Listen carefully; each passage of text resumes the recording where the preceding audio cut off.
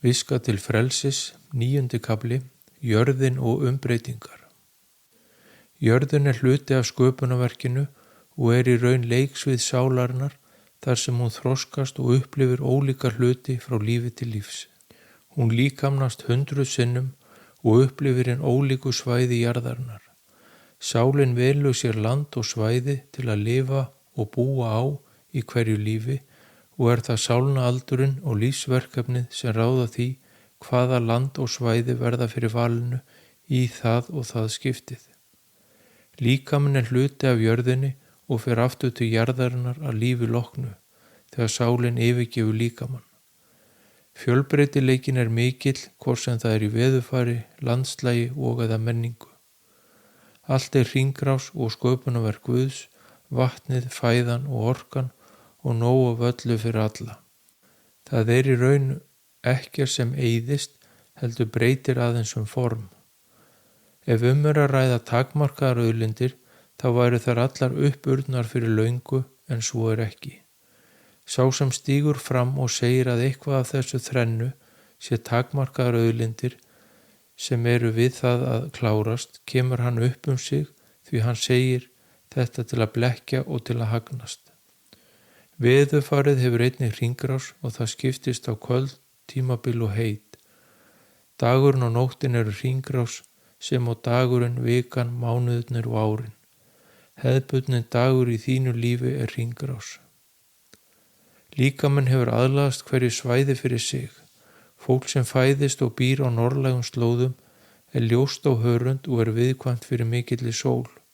Líkaminn hefur þannig þróast og mótast í gegnum kynslóðir að því umhverfi sem hann fæðist í. Á sama tíma fólk við miðbaug þar sem sólin mikil og sterk með dökka húð og þétt hár sem ver líkamann á höfuði fyrir geislum og hita sólarinnar.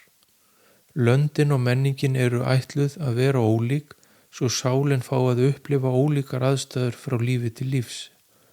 Sumar sálir kjósa að flytja á milli landa og heimsálfa til að upplifa ólíkar hluti í sama lífinu á meðan aðri búa á sama stað allt sitt líf. Meðalaldur sálnanna á jörðinni á umbreytingatímum þessar myndir og meðalaldurinn að fara af unga aldurskeiðinu yfir á þroskaða skeiðið. Lífshorf ungu sálarinnar að lifa í samkeppni og sá sem á mest þegar hann deyr vinnur. Þessar sálir búa í miklum drifkrafti og koma hlutum í framkvæmd. Oft á tíðum það því græðgin sem drífur þar áfram og hvetur. Umburðarlyndi og náungakærleikur þurfa oft á tíðum að víkja svo settum markmiðum sé náð.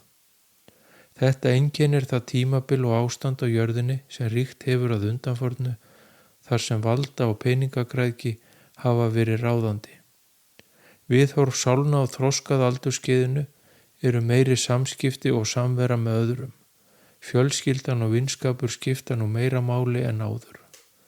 Þroskuðu sálirnar oft umburðarlyndari og kærleiksríkari en þær yngri.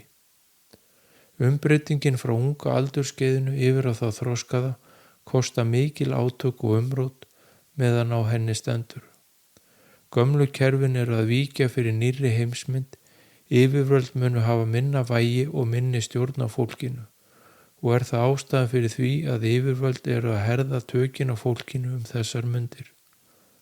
En þetta mun koma tilbaka og fólki mun öðlast meira frelsi síðir. Einnig mikil óstöðuleiki í veðurfari því tíðni jarðarinnar að hækka líkt og hjá mannfólkinu. Allt fylgist þetta að.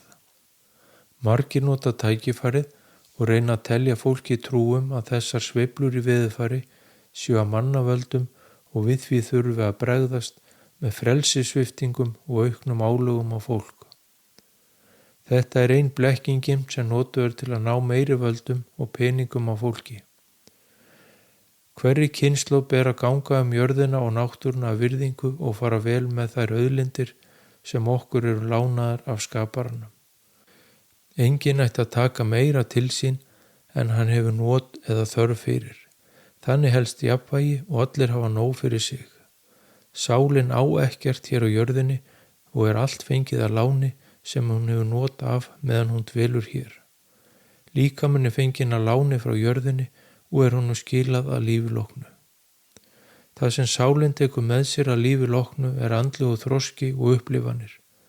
Yngri sálir einblína á að eignast sem mest af veraldlegum hlutum á meðan eldri sálir sækjast meira í andlegan þroska. En hverjar sem áherslunar eru, þá er hvert líf ákveðin þroski og upplifun fyrir sálina. Sálin fær að upplifa allt það sem jarðneskt líf hefur upp á að bjóða áður en hún lýkur jarðvistinni eftir 100 lífa. Sálirnar ganga flestar í gegnum svipað þroskaferli. Síðan eru lífsýn og skoðanir sálanna ólík eftir aldri.